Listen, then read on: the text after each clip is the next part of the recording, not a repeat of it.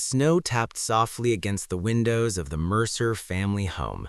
A steady whisper, like someone trying gently to be heard. Inside, warmth wrapped the house in drifting waves. The smell of roasted turkey, cinnamon rolls cooling on the counter, and the faint sweetness of pine from the 12-foot Christmas tree Daniel's father insisted on buying every year. Daniel Mercer walked through the front door with his wife, Claire, and their 8-year-old son, Evan, trailing closely behind. His parents greeted them with the same generous affection they'd always shown. But Daniel felt a knot in his stomach long before he smelled the spices and heard the cheerful chatter. Something in the air around Claire was different. A practiced smile, an empty light in her eyes. "Hey, buddy," Daniel's father swept Evan into a hug. "I've been waiting for my little engineer." Evan giggled, his winter boots tapping excitedly on the hardwood floor. Daniel watched them with a soft ache. Moments like that used to fill him with uncomplicated joy. Now they reminded him of how fragile life could be, how easily happiness could crack. Claire walked ahead, sliding out of her coat in a motion so elegant it felt rehearsed. Her phone buzzed, and she glanced at it almost too quickly before tucking it into her purse. Daniel noticed. He always noticed these days. Dinner took time to settle into. His mother fussed at the plates, his father kept telling jokes too loudly, and Evan narrated, breathlessly, how he had built a Lego tower taller than himself that morning. Claire laughed at all the right moments, but Daniel could feel the distance between them like a cold draft no fireplace could fix. He tried to ignore it. For Evan, for his parents, for the memory of the woman he once loved so easily. The table looked beautiful. White candles, gold napkin rings, evergreen branches carefully arranged between dishes. His mother had always believed that Christmas tables should look like magazine spreads. "The presentation is how you honor the people you love," she often said. Daniel wondered what it meant when the presentation looked perfect, but everything underneath was unraveling. They were halfway through dinner, his father mid-story about nearly burning down the garage trying to deep fry a turkey, when Claire cleared her throat, the kind of clearing that doesn't ask for attention but demands it. Daniel looked up. She reached into her bag. A white envelope slid onto the table between the gravy boat and the cranberry sauce. "Daniel," she said softly, "I need you to open this." His mother froze. His father stopped breathing. Even Evan, sensing a shift, went quiet. Daniel stared at the envelope, his fork still halfway to his mouth. What is this?" "Open it," she repeated. Her tone wasn't angry, it was worse, controlled. Daniel wiped his fingers on his napkin. The envelope felt heavier than paper should, as if it already knew the weight of its contents. When he pulled out the folded pages inside, his heart gave a quiet, traitorous flutter. At the top of the page, bold letters read, "Paternity Analysis Report." The words melted. The room went silent. The candle flames seemed to hold their breath. Daniel blinked. "Claire, what is this?" She didn't look away. "It's a DNA test." He shook his head. "For what?" Her voice did not waver. "For Evan." Something inside him dropped like the floor had simply vanished. Daniel's father set his glass down too hard. His mother whispered a prayer under her breath. Evan watched, confused, his small hand gripping the edge of the table. Daniel felt every heartbeat like a blow to his ribs. "Why would you—" "Because," Claire interrupted. "I've had doubts. I've had them for years. I needed to know the truth." His vision blurred at the edges. The words made no sense. None at all. He forced himself to read the page. Then he read it again. The result hit him like cold steel. Probability of paternity? 0%. Daniel choked on a breath. The paper shook between his fingers. No, this has to be a mistake." Clara held his gaze. "It's not. You're saying—" His voice broke. "You're saying he's not my son?" Silence hung like frost. "Daniel, I wanted to do this privately, I did, but we've been living in a lie and I can't pretend anymore." Her eyes glistened, not with sorrow, but with a conviction he didn't understand. His mother gasped. "Claire, how could you—" Daniel pushed back from the table. The room felt smaller, collapsing in on him. Every Christmas they had shared, every bedtime story, every Lego tower he'd bandaged, obliterated in a single breath. "I don't believe this," he whispered. Claire swallowed. "There's someone else who might be his father." Daniel stared. "Who?" She hesitated only a moment. "Mark Hale." The name hit Daniel like a punch. Her colleague, the charismatic one, the one she defended too quickly, laughed too loudly around, praised too often. Of course it was him. Daniel couldn't breathe. His chest tightened, his throat burned, his hands trembled. "I need air," he whispered, stumbling to his feet. Evan called softly, "Dad?" The word sliced him open. He couldn't look at his son, not yet, not like this, not while the ground beneath him was splitting. Daniel stepped out into the freezing night, the snow swallowing the warmth behind him. He'd come to Christmas to hold his family together. Instead, it was the night everything fell apart. Snow crunched softly beneath Daniel's boots as he stood on the front porch, the cold biting sharply into his skin. He didn't feel it, not really. His mind was still replaying the same words over and over, each repetition as brutal as the first. Probability of paternity, 0%. The porch light illuminated the swirl of snowflakes drifting through the air, but Daniel felt as if he were watching the scene from somewhere far outside his own body. Everything had gone strangely quiet, too quiet for Christmas night, too quiet for the chaos he'd left behind. Through the window, he could see his family inside. His mother had her hand over her mouth. His father paced near the kitchen doorway. Claire still sat at the table, posture straight, face unreadable. Evan leaned into his grandmother's side, looking toward the door as if waiting for his father to reappear. Daniel shut his eyes. The image hurt. The door opened behind him with a soft creak. He didn't turn. He didn't need to. He recognized Claire's scent, bergamot and something floral, a perfume he'd bought her for their anniversary 2 years ago. He regretted remembering that. "Daniel," she said quietly, her breath fogging into the winter air. He opened his eyes but kept them on the snow-covered yard. "Why did you do this here, tonight?" "We couldn't keep pretending anymore." Daniel huffed out a bitter laugh. "Pretending?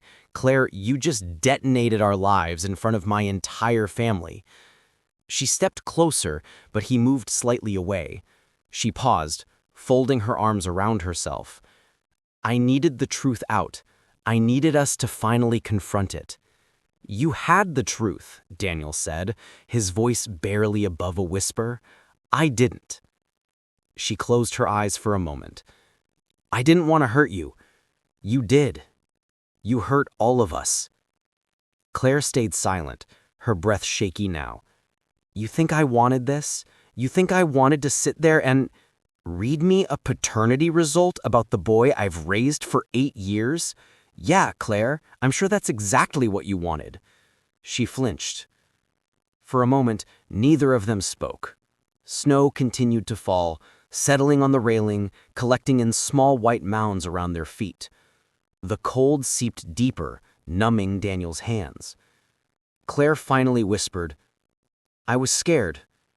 "Of what?" "Of a life that didn't feel like mine anymore. Of waking up every day pretending things were okay between us. Of wondering whether Evan was actually—" She cut herself off, swallowing hard. "I couldn't live with that doubt." "And you decided doubt was worse than destroying everything?" Daniel asked, turning to face her now. His eyes were red, raw. "You decided a DNA test was your solution?" She looked down at her boots. "I didn't know what else to do." Daniel wanted to scream, or cry, or run. Instead, he let the silence settle, heavy and suffocating. Was it him? He finally asked. Mark. Claire hesitated. That was all the answer he needed. Daniel stepped back as if she'd struck him. God. It wasn't... Claire's voice broke. Daniel, it wasn't about love. Don't, he said sharply. Don't insult me by trying to make this smaller than it is. She wiped at her cheek with the back of her glove. It was one night. One stupid night.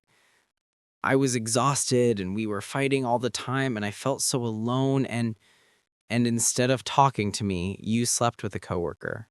Yeah, I understand perfectly. Claire shook her head. I didn't plan it. No one ever does, he murmured. Again, silence. A silence that stretched long enough to make the cold feel unbearable. Claire took a shaky breath. You love Evan. No matter what that paper says, that won't change. Daniel looked away. The ache in his chest deepened, an ache beyond betrayal, beyond anger, a grief he wasn't prepared for. Don't talk to me about love right now. She needs you, she whispered. Does he? Daniel asked, his voice tightening. Or does he need the man who might actually be his father? Claire shook her head violently. No, Daniel. Mark doesn't want... He doesn't even know. Daniel's laugh was hollow. Oh, he'll know now. Fear flickered across her face. Real fear. Please, don't tell him yet. Why not? Daniel asked. He helped create this mess. Because Evan thinks you're his father. Claire stepped closer, her voice trembling. Because the thought of losing you would break him. Because whatever happened between us, whatever stupid choices I made, you are the only real parent he's ever known. Daniel took in her words. They hit him in places already bruised. He leaned against the porch railing, feeling it shake under the weight of everything he couldn't hold up anymore. Behind them, the door opened again, this time softly. Daniel's father stood there, his face aged years and a single hour. Son, it's cold. Come inside before you get sick. Daniel nodded weakly. He couldn't stay outside anymore. Couldn't keep freezing in the same moment that had broken him. As he stepped back into the warm house, the scent of cinnamon and pine hit him like a cruel reminder of what tonight was supposed to be. His mother stood near the living room, holding Evan close. The boy's big brown eyes searched Daniel's face, unsure but trusting. Daddy? Daniel's throat tightened so painfully he couldn't speak. Claire walked in behind him, her hand brushing against his arm, a touch he instantly moved away from. And then, almost imperceptibly, Daniel felt it. The weight of the envelope still in his pocket. A thin sheet of paper that had rewritten 8 years of his life. The room buzzed with low whispers and tension, but all Daniel could hear was the soft rustle of that envelope and the sound of his world collapsing one heartbeat at a time. The living room felt unnaturally bright, as if the Christmas lights were trying too hard to keep the darkness out. They blinked rhythmically along the banister, tiny red and green pulses that made Daniel's head throb. He stood just inside the doorway, snow melting from his shoes, his breath still uneven as he tried to collect himself. His mother guided Evan toward the couch, wrapping a blanket around him as though protection from the cold could also shield him from the chaos swirling around the adults. Evan's gaze kept drifting back to Daniel, searching for answers no child should ever have to seek. Daniel's father approached him quietly. "Let's sit," he murmured. "I can't. Not yet." But he allowed his father to lead him into the dining room anyway, away from the small, confused eyes watching from the couch. The table was still cluttered with plates, napkins, half-empty glasses, a scene of joy that had abruptly transformed into something painful and surreal. The envelope lay on the table where Daniel had dropped it, a stark white slash against the warm Christmas colors. His father picked it up gently. "You want me to put this away?" Daniel shook his head. "No, leave it." His mother entered the room next, wiping her face discreetly with the back of her hand. She had always been the emotional center of the Mercer household, a woman who loved fiercely, sometimes too fiercely. "Daniel," she whispered, her voice cracking. "Honey, I'm so sorry. She didn't know whether she was apologizing for Claire's actions or for the simple fact that motherhood didn't prepare anyone to watch their child break. Claire remained in the doorway, arms folded tightly across her chest. Her face was pale, but not from the cold. She looked like a woman standing at the edge of a cliff she had willingly stepped toward, unsure now whether she wanted to fall or be pulled back. Daniel stared at her. He really tried to find the woman he had married. The woman who used to fall asleep on his shoulder during late-night movies, who used to leave sticky notes on the fridge saying, "You've got this," before big presentations. The woman who held Evan for hours after his first fever, whispering stories into his tiny ear. But all he saw now was a stranger with familiar features. His mother's voice cut through the silence. "Why, Claire, why would you do this now? In front of us, in front of your son?" Claire swallowed hard. "I didn't want to keep living a lie." Daniel's father scoffed. "A lie you created." Claire blinked, just once, but the flinch was visible. "I'm not trying to paint myself as the victim. I know what I did. I know it was wrong." Daniel let out a shaky breath. "Then, help me understand. Help me understand how 8 years of fatherhood meant so little to you." "That's not what this is," Claire whispered sharply. "You're twisting it." "I'm twisting it?" Daniel stepped forward, hands trembling. "You had doubts about your own son's father? And instead of talking to me, you hid it until you couldn't anymore. Then you blindsided me in front of my entire family." Claire hugged her arms tighter. "I didn't plan to tell you tonight, but once we were here, once I saw you all pretending things were perfect," she inhaled shakily, "I couldn't stand it. It felt dishonest." His mother's voice rose, uncharacteristically sharp. "Honey, there's a difference between honesty and cruelty." Claire looked away. Daniel turned toward the table, gripping the back of his chair for stability. "You said you had doubts for years." "Yes," Claire murmured. "Years," Daniel repeated, as though the number itself were an insult.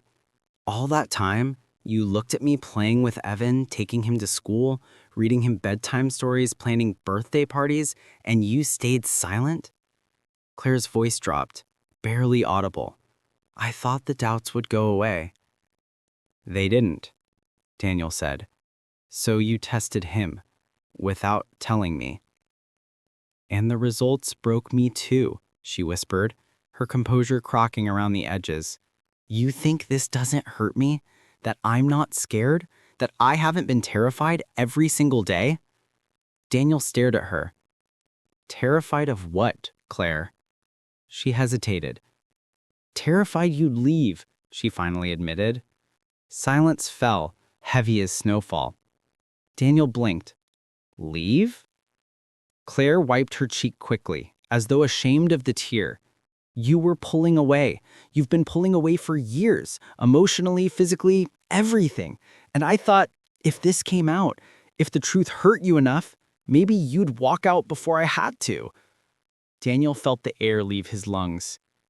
His mother whispered, "Oh, sweetheart." But Daniel held up a hand, stopping her. "You thought I'd leave?" he said quietly. "After everything I've put into this family? I didn't know what you wanted anymore. You barely looked at me. You worked later and later. You stopped reaching for me at night. I felt like a ghost in my own marriage.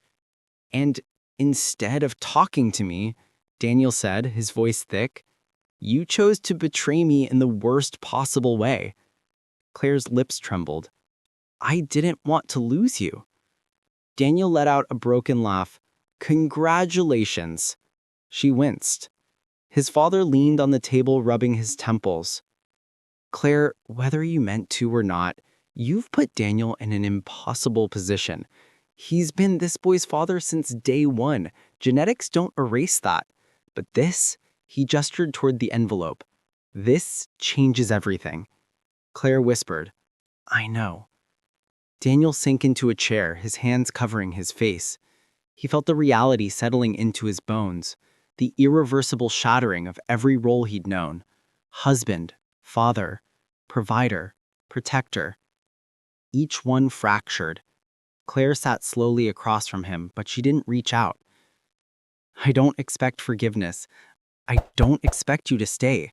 I don't even know if we can fix this. But Evan, he loves you.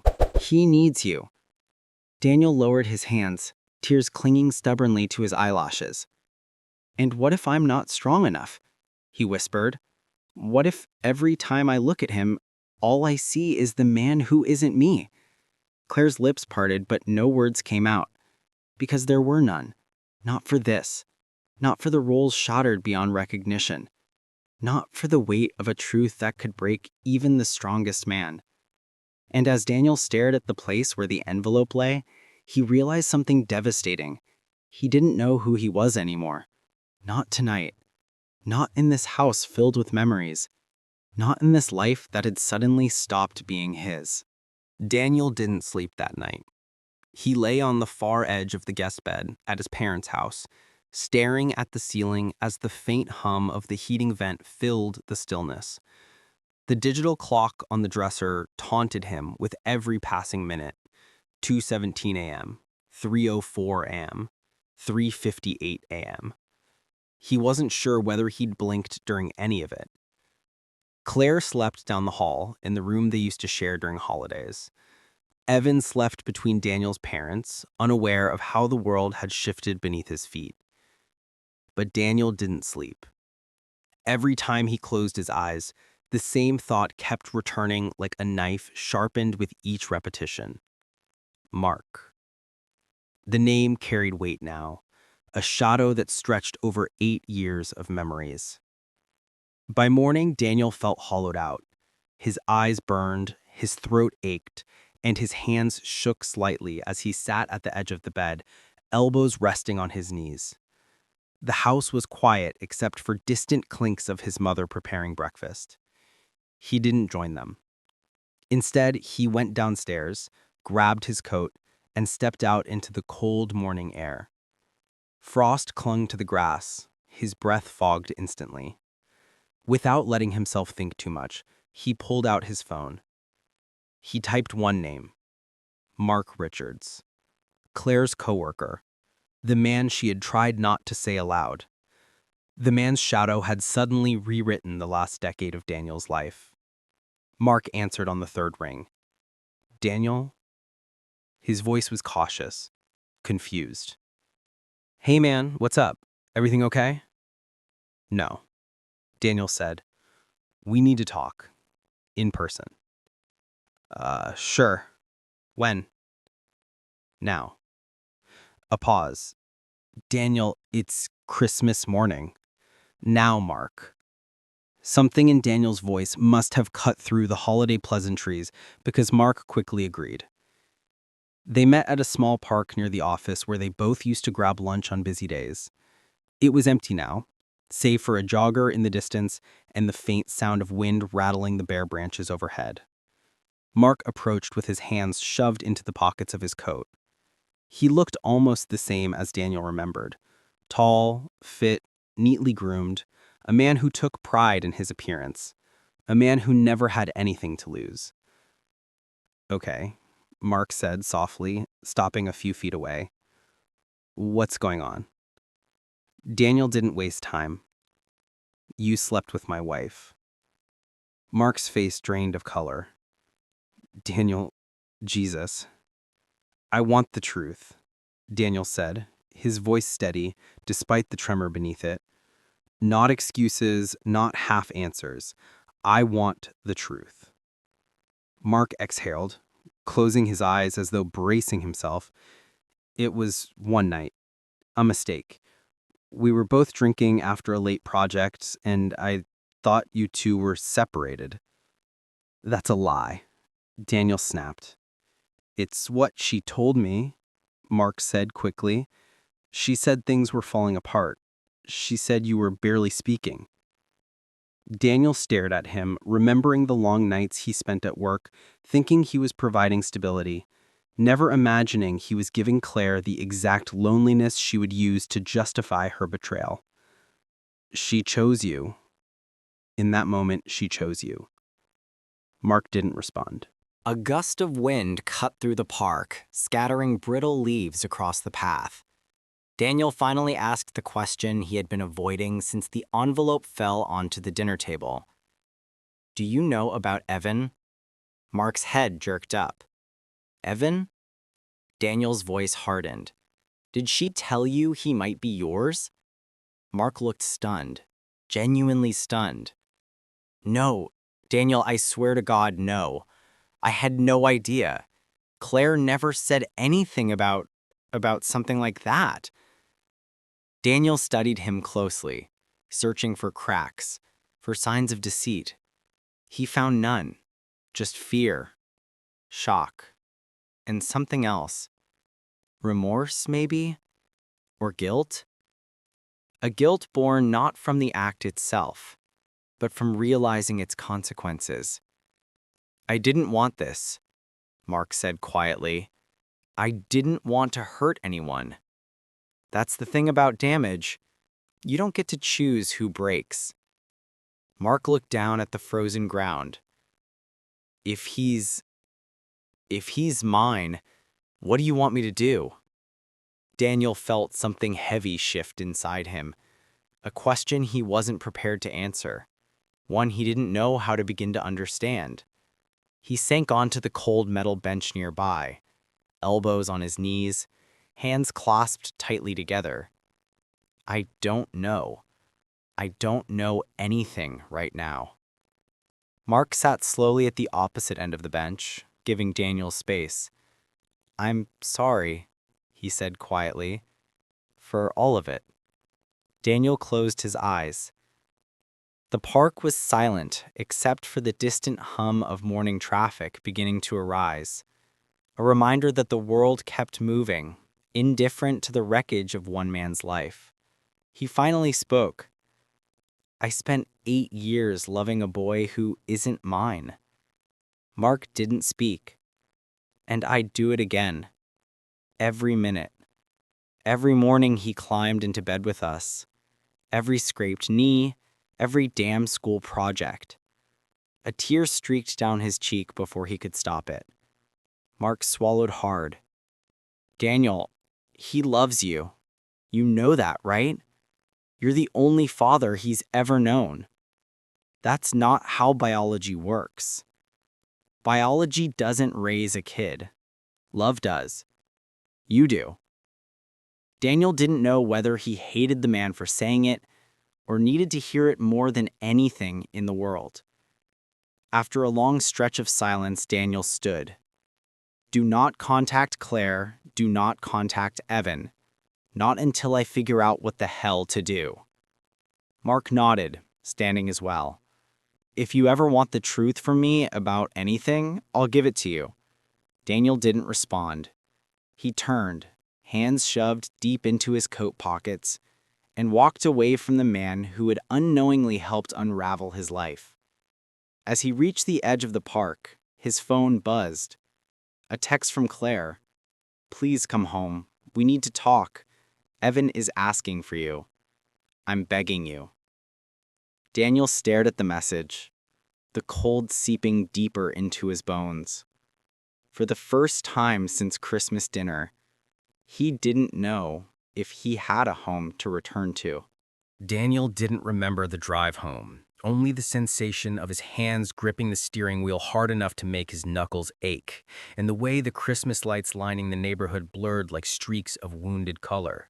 His body moved on instinct, but his mind stayed trapped at the dinner table, in the moment Olivia said the sentence that wouldn't stop replaying. "Your son isn't yours." The words had a life of their own now, echoing, mutating, poisoning every memory he tried to cling to. When he stepped into the house, the silence felt louder than the party's gasps. The living room was still warm from the furnace, still scented faintly with cinnamon from the scented candles Olivia liked to light in December. The familiar domesticity of it made his stomach twist. Everything looked the same, yet the ground beneath his life had shifted permanently. Ethan's little red sneakers were by the front door, one toppled on its side. Daniel bent down, touched the shoe, then pulled back sharply as if it burned him. He stood there for a long moment, breathing unevenly, before sinking onto the couch. The room darkened as the digital Christmas tree timer clicked off the LED lights beside him. Only the street lamps outside provided a thin wash of cold blue light. And that was when the first tear fell. Not a sob, just the single traitorous drop. Then another. And then the dam inside him cracked open. Daniel had spent his entire adult life mastering restraint, negotiations at work, conflicts with colleagues, financial pressure, sleepless nights with a newborn. He endured it all quietly, believing that strength meant composure, believing a man's duty was to shoulder everything without faltering. But tonight, all of that collapsed. He pressed the heels of his palms against his eyes, letting the grief shake through his ribcage. Not just grief, humiliation, rage, confusion, and something even darker. The fear that he had loved the child who wasn't his, and that the world had laughed behind his back for it. He didn't know how long he cried. Time felt suspended. When he finally forced himself upright, his throat felt scraped raw. His phone buzzed on the coffee table. Olivia. He stared at the screen, letting it ring until it stopped. Then it buzzed again. Voicemail from Olivia. Voicemail from Olivia. Voicemail from Olivia. He didn't listen to any of them. A minute later, another notification lit up. Mom, Daniel, please call me, we're worried. He muted the phone. He wasn't ready to explain anything, not the betrayal, not the humiliation, not the fact that his wife had planned this reveal as if it were a holiday gift. He didn't want sympathy. Sympathy required him to speak, and speaking made it real. Daniel stood, pacing slowly through the house. Every photograph felt like an accusation. Family trips, Ethan on his shoulders at the park, the three of them smiling beside a Christmas tree from 2 years ago. He paused at one framed picture, Ethan asleep on his chest when he was only weeks old. Daniel remembered whispering into that tiny ear, "I'll always protect you, always." His voice cracked at the memory. His phone vibrated again. This time it wasn't Olivia. Ethan's preschool app. Reminder, school starts at 8:30 a.m. tomorrow, holiday cookies day. Daniel clenched the phone in his hand so tightly he felt the casing flex. How was he supposed to show up tomorrow? How was he supposed to pretend everything was normal? How was he supposed to look at Ethan, his son, not his son, and not drown in the ache of it? He grabbed his coat and walked outside into the freezing night. The air was sharp enough to sting. Snow drifted lazily from the dark sky. He crossed the street and kept walking, letting the cold sober his spiraling thoughts. He ended up at the community park, the one where he and Ethan often played on weekends. The swing swayed in the wind, chains creaking faintly. Daniel sat on the bench facing the playground, elbows on his knees. He remembered Ethan running toward him with a plastic dinosaur, shouting, "Daddy, look!" He remembered Tyle's tiny shoelaces, teaching him how to hold a baseball bat, brushing the hair from his forehead when he fell asleep in the car seat. None of that felt fake. None of that felt like a lie. But Olivia's revelation tonight turned every tender memory into a wound. Daniel exhaled a shuddering breath and pressed his hand to his chest, trying to steady the pain clawing from inside. Somewhere in the distance, he heard a car door shut. He didn't look up until footsteps approached slowly through the snow. Olivia. Her hair was still braided from the dinner party, but her makeup had run, streaking black beneath her eyes. Her breath fogged the air as she stopped a few feet away. "Daniel," she whispered, "please, we need to talk." He didn't move. She stepped closer. "I shouldn't have told you like that. I panicked. I thought Christmas was when you'd be—" He let out a broken laugh. "You thought Christmas was the right moment to destroy me?" Olivia covered her mouth with trembling fingers. Daniel stood, eyes burning. "How long have you known?" She hesitated, and the silence between them was the answer. He nodded slowly, as if the information slid another knife between his ribs. "And him?" Daniel asked. "Does Ethan's father know?" Olivia shut her eyes. "Daniel, please, not here, not like this." Daniel stepped back, raising a hand to stop her from getting closer. "When you handed me that envelope, you didn't just take my son away, you took every version of myself I believed in, every memory, every—" every future. Olivia's voice cracked into a sob. I never meant to hurt you. I swear, I never... Stop, he whispered. Just stop. Snow collected on Daniel's shoulders as he walked past her, not trusting himself to say more. Olivia didn't follow. She stayed frozen in the falling snow, hugging herself, crying into her hands. Daniel didn't look back. He couldn't. Not tonight. Not when everything inside him had already broken. Daniel didn't sleep. He lay on the couch until dawn, still wearing his coat, staring at the ceiling as the night drained slowly into a pale winter blue morning. His eyes were dry now, not because the grief had passed, but because he had run out of tears hours ago. At 7:41 a.m., the doorbell rang. Once.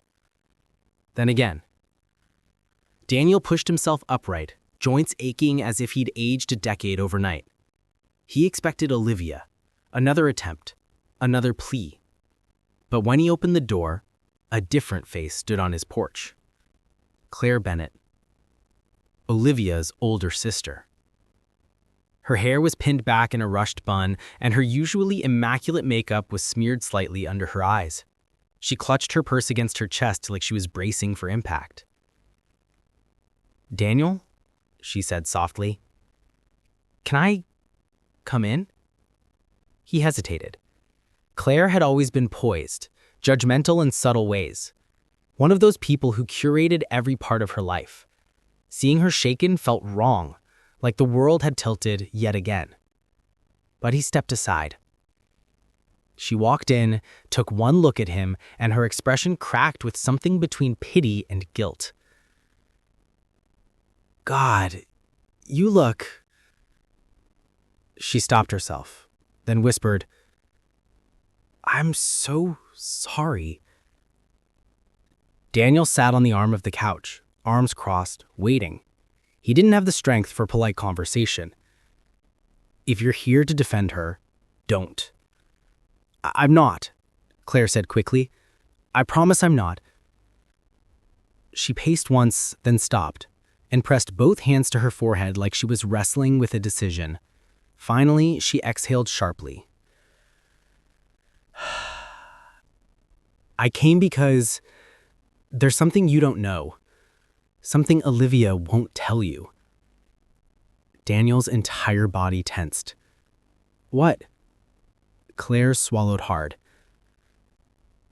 "The man. The father." Silence. Daniel felt the temperature in the room drop. Claire wrung her hands, voice trembling. It wasn't just an affair. It wasn't some coworker or old flame. It was someone close. Too close. "Who?"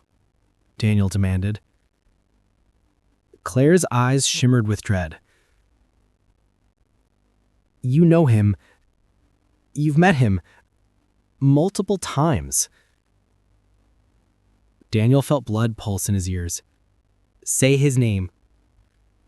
Claire hesitated again. Too long. He stood abruptly. "Claire, say his name." She whispered it like a confession meant for a priest. "Mark." For a moment, Daniel didn't understand. Mark. Mark? His friend, Mark? Mark, who helped him repaint this living room. Mark, who hosted football nights and backyard barbecues. Mark, whose daughter played with Ethan on weekends. Daniel felt the world tilt so violently he had to grab the back of the couch to steady himself. Claire's voice cracked. "I'm sorry. I know you two were close. I know you trusted him. But Olivia, she and Mark, it started years ago. Before Ethan was born. before you even knew anything was wrong. Daniel shook his head slowly, disbelief colliding with nausea. No, Mark would never. He's my friend. I know. And that's why she hid it. Because it wasn't just betrayal. It was a betrayal of everything, every bond. Daniel felt something inside him tear, cleanly, brutally, like fabric ripping. He sank onto the couch, staring at the floor, as if he could find a version of reality that made sense. Claire sat beside him, cautiously. Daniel, Olivia's falling apart.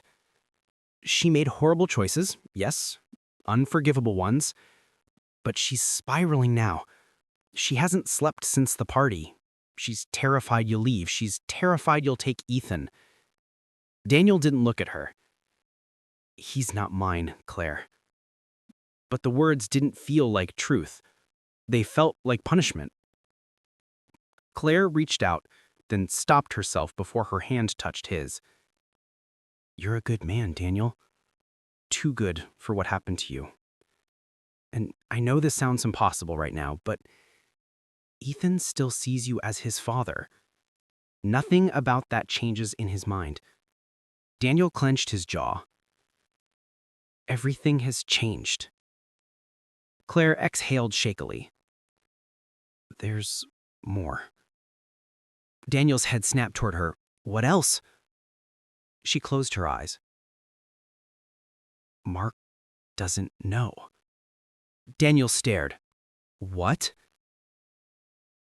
Olivia never told him, Claire whispered. He has no idea Ethan might be his son. He thinks the affair ended without consequences.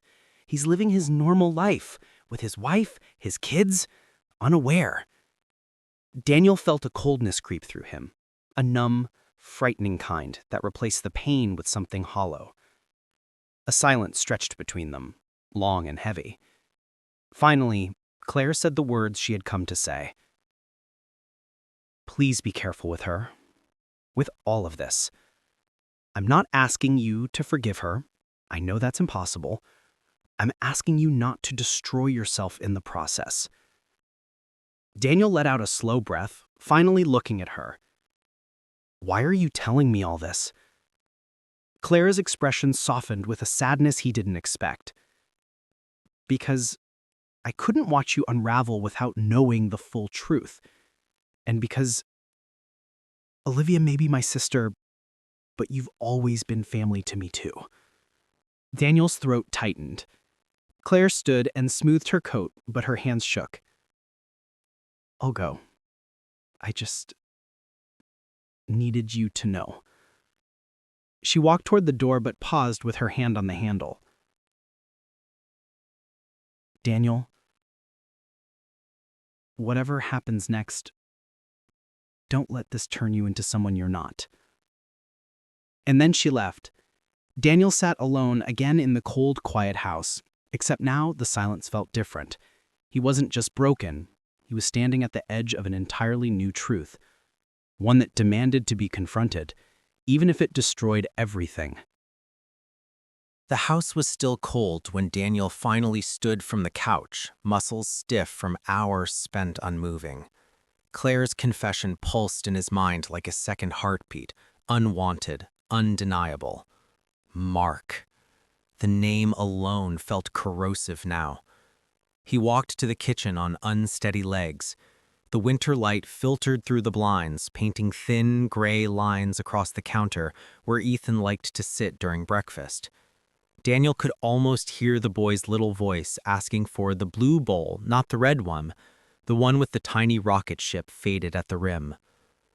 A chime from the front door made him jump. He turned slowly. Ethan. Bundled in his little navy coat, backpack straps slipping off his shoulders, cheeks pink from the cold morning air. Olivia stood behind him, eyes swollen, face pale, barely holding herself together. But Ethan? Ethan looked unchanged by the storm tearing the adults apart.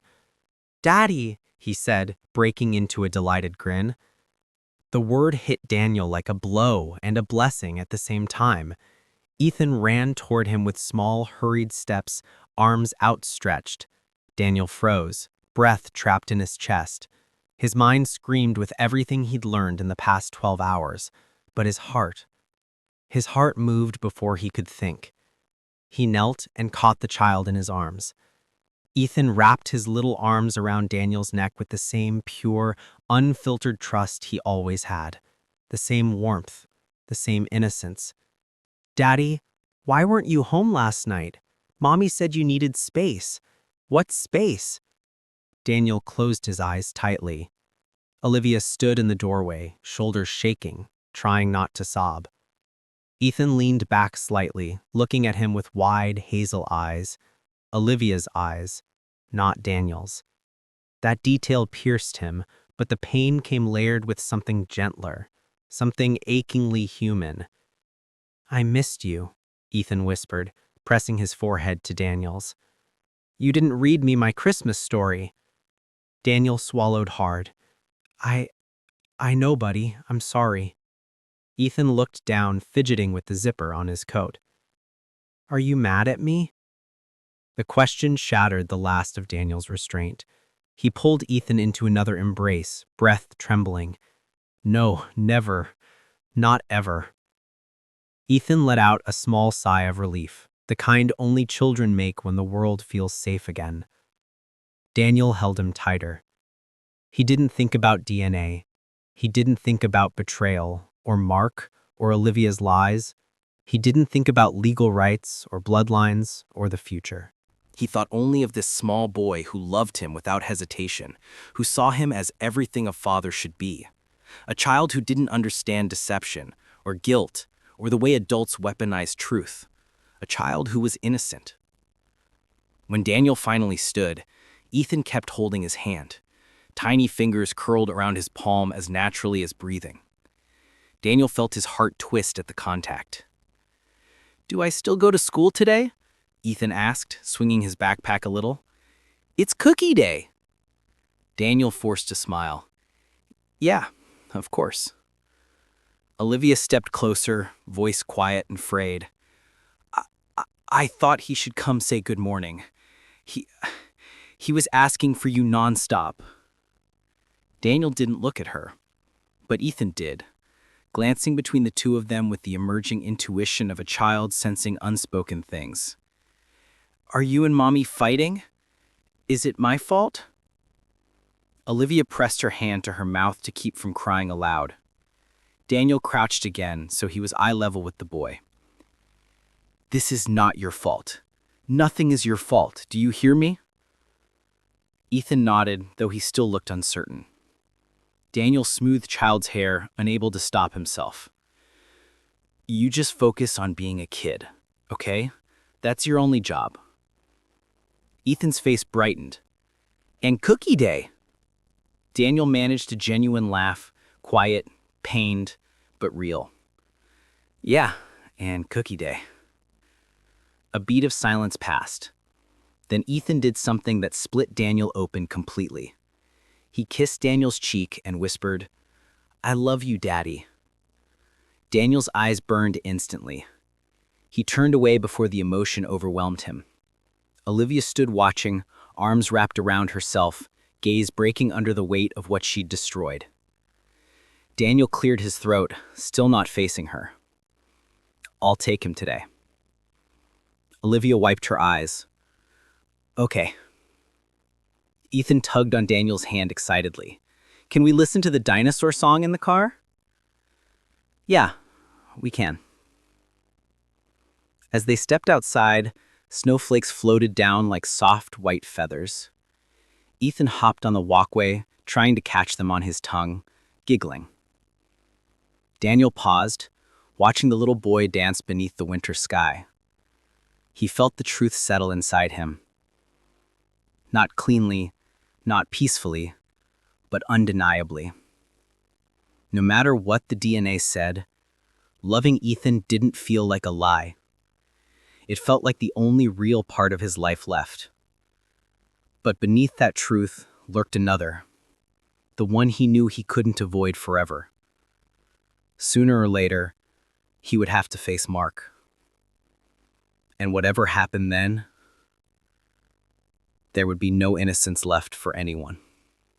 The first light of dawn had long been swallowed by a gray winter morning when Daniel returned home from dropping Ethan off at school. The streets were still quiet, the air sharp and clean, a silent witness to the upheaval that had consumed his life. Snow lay thick in the gutters, untouched except for the footprints of early commuters, leaving a pattern of fleeting paths, easily erased, much like the life Daniel had believed he controlled. He stepped inside, the house echoing with emptiness. The Christmas tree lights flickered faintly, a reminder that the world outside still carried on, indifferent to the ruptures inside these walls. Daniel felt every role he had inhabited, husband, father, provider, pressed into fragments against his chest. Each one felt irreparably shattered. And yet the boy's face lingered in his mind. Ethan's hazel eyes, trusting, unwavering, innocent. That alone anchored him to something solid amid the chaos. Daniel sank into the couch, weary bones giving in. He allowed himself to replay the morning over and over. Ethan's laughter, the way he clung to Daniel's hand, the whispered, "I love you, Daddy." Those moments, simple yet profound, reminded him that truth could exist without cruelty. Love could exist without biology defining it. In Ethan's mind, Daniel was still the man who read bedtime stories, kissed scraped knees, and celebrated every small victory with unreserved pride. A soft knock at the door pulled him from his thoughts. He stood cautiously, expecting Claire, Olivia, or even Mark, but it was neither. It was his father, carrying a thermos of coffee, eyes heavy with concern and unspoken judgment. "But you need this," his father said, placing the thermos on the coffee table. "Look, I don't have answers. I can't undo what happened, but I can remind you who you are." Daniel let the warmth seep into his hands. "I'm lost," he admitted, voice low, almost swallowed by the room's stillness. His father nodded. "Maybe, but even lost men find their way back, one step at a time." Daniel exhaled slowly, feeling the first thread of clarity in weeks. He could not undo the past, he could not control Olivia's choices, Mark's ignorance, or the bloodlines that fate had twisted. But he could control one thing, the way he moved forward. And for Ethan, that mattered more than anything else. Hours later, Olivia appeared at the door. Her movements were hesitant, a mix of shame and fear. She avoided his eyes, fidgeting with the edge of her scarf. The envelope, the DNA test, it all felt distant now, less like a weapon and more like a broken mirror. Daniel had no interest in confrontation. He had already weathered that storm. "Daniel," she began softly. He raised a hand, silencing her. "Not yet. Not until I know why you're here. I wanted to tell you the truth. I know I shattered everything. I know there's no excuse for what I did, but I don't want to lose our family completely. Ethan, he needs you, and I'm scared." Daniel studied her. Fear, guilt, and a small, desperate hope flickered in her eyes. He saw the woman he had once loved, layered under all the betrayal. But he also saw the reality. Trust, once broken this deeply, could not be restored in a day, a week, or even a year. It would take time, patience, and perhaps forgiveness, not for her, but for himself. "You're right," he said finally, voice calm but firm. "Ethan needs me, and I will always be here for him." He paused, letting the words sink. "But that doesn't mean we go back to what we were. That life, it's gone. Completely." Olivia nodded, tears slipping freely now. "I understand." Daniel exhaled, feeling the tension ease just slightly. There was no reconciliation yet. There was no neat resolution. But there was a path forward. The truth that had been carved painfully but undeniably clear. He glanced toward the living room where the ornaments glinted in the morning light. Every reflection, every shadow told him the same thing. Life wasn't about the roles we were given. It wasn't about genetics or expectations. It was about presence, love, choice. And Daniel chose Ethan. Always. The phone buzzed. A message from Claire. A simple line. He's lucky to have you. Don't forget that. Daniel smiled faintly. Perhaps he wouldn't forget. Perhaps he could finally start piecing together something whole from the fragments.